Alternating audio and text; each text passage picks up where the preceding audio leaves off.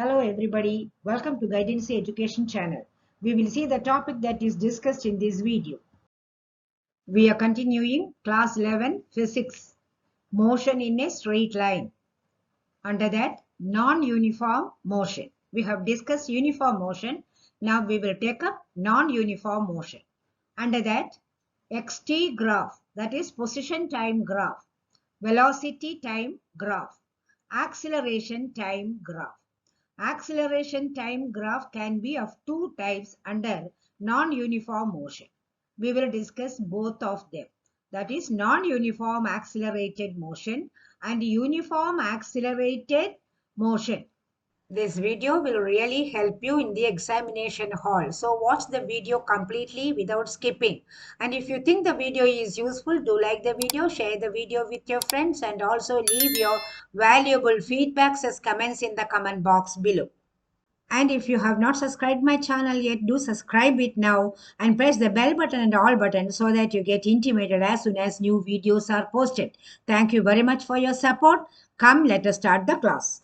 Our topic is non-uniform motion.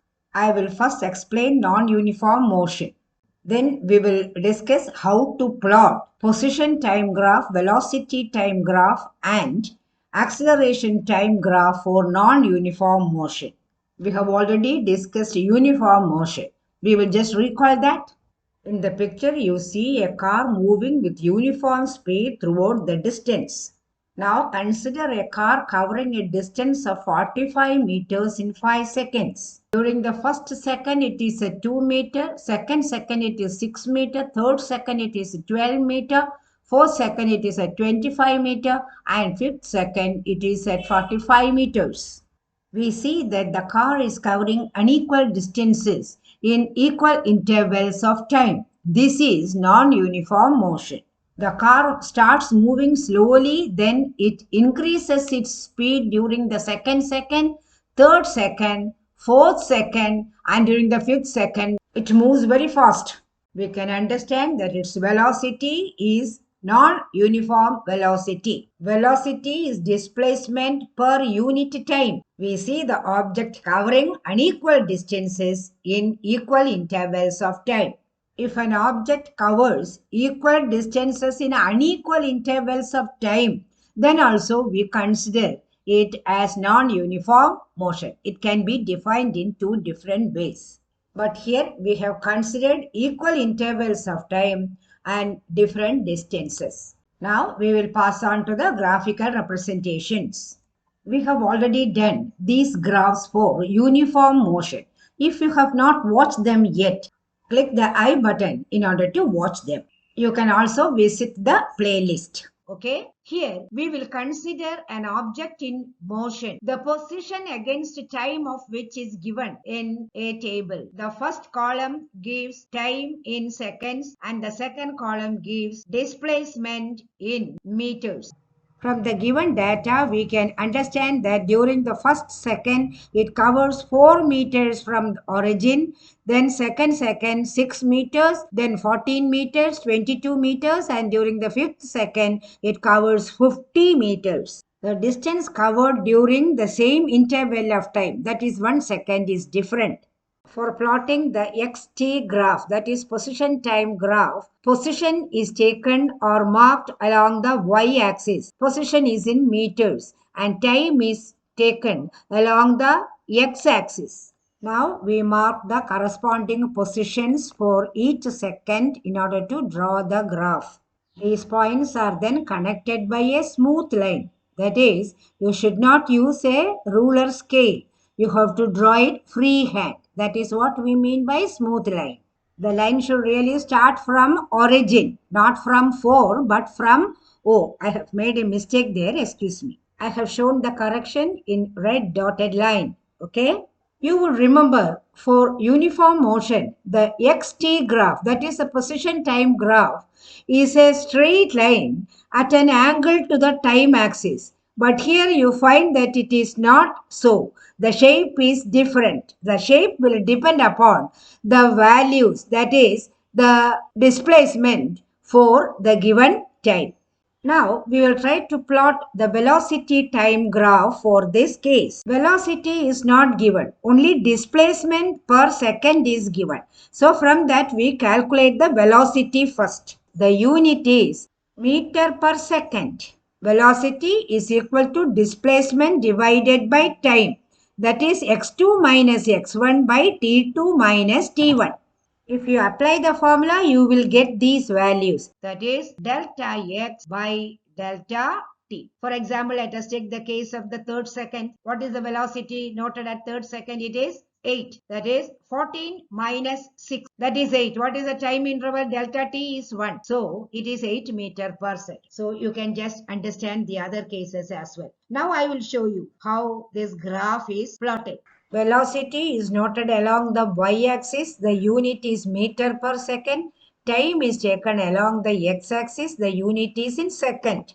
You have to consider these values. Don't get confused. There are so many values here. You have to consider the last column here. For each second, the points are marked and then a smooth line curve is drawn. For uniform motion, velocity time graph is a straight line parallel to the time axis. But for non-uniform motion, the velocity time graph is totally different. Here also, just as we said in the case of position time graph, the velocity time graph depends upon the values, that is the velocity at each second. From the graph, you can see that for the second, the velocity is decreasing and after that, it increases but non-uniformly. That is, for each second, the increase is not the same. Okay? Since the velocity is non-uniform, in non-uniform motion, we talk about two types of velocities. First one, average velocity, written as VA. Average velocity is the average of all the velocities during the given time period and it is equal to total distance traveled divided by total time taken. Delta x by delta t. So in this case, during 5 seconds, it has covered 50 meters. So what will be the average velocity? The average velocity in this case will be 50 meter upon 5 seconds. That means 10 meter per second. S raised to minus 1. That is the average velocity. What is the benefit of average velocity? Supposing we have to cover 350 kilometers. If we drive at an average velocity of 70 kilometers per hour, you can reach that distance or you can cover that distance in 5 hours. But remember, the speedometer of our car shows instantaneous velocity, not average velocity. So, at certain points, we will be going at 80 or 90 kilometer per hour. At certain other points, according to the traffic, we will be moving by 60 kilometers or even 50 or 40 kilometers. Anyway, the average velocity per hour should be 70. Then only we can cover that distance in 5 hours. Remember, we should not overspeed on the road. It is not a good idea. The second velocity, as I told you just now, is instantaneous velocity. We may mark it as VI. We know one significance of position time graph is that we can ascertain velocity from position time graph. What does instantaneous mean? It means at an instant. That is, the time interval considered is only a very small fraction of a second. That is, delta t is limited to a very small fraction of time. That is, it tends to be zero. Supposing we want to find out the instantaneous velocity at this point of time. What is it that we do? We draw a tangent at that point, a straight line at that point, and find the slope.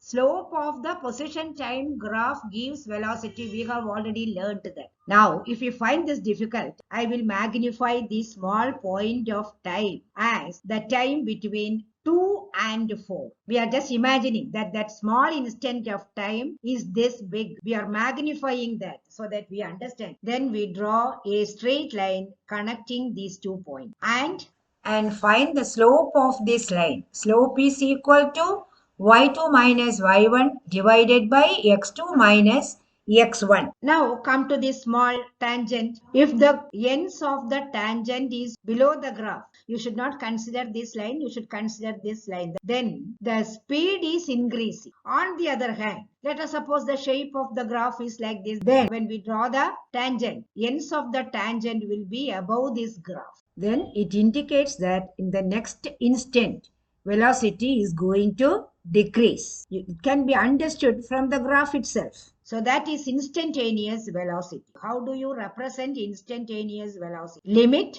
delta t tends to be 0 is equal to delta x by delta t equal to dx by dt. Understand these principles thoroughly well so that it becomes easy in the examination hall. Okay. Now we have to see the acceleration time graph. In non-uniform motion, acceleration may be also non-uniform, or sometimes it can also be uniform acceleration. So there is non-uniform accelerated motion and uniform accelerated motion under non-uniform motion in a straight line. We will first take up non-uniform accelerated motion under non-uniform motion. For that, we will use the same data which we used in the previous session. Change in velocity is acceleration. That is delta v by delta t equal to v2 minus v1 upon t2 minus t1. I have provided the values there based on this formula. For the second, the initial velocity is 4 and final velocity is 2. So for acceleration, 2 minus 4 divided by t, that becomes negative 2 because time is equal to 1 second. So in this case, acceleration is negative because it is decreasing. The unit of acceleration is meter per second square, that is m raised to minus 2. I have just given here the velocity time graph for you to refer when we do the acceleration time graph.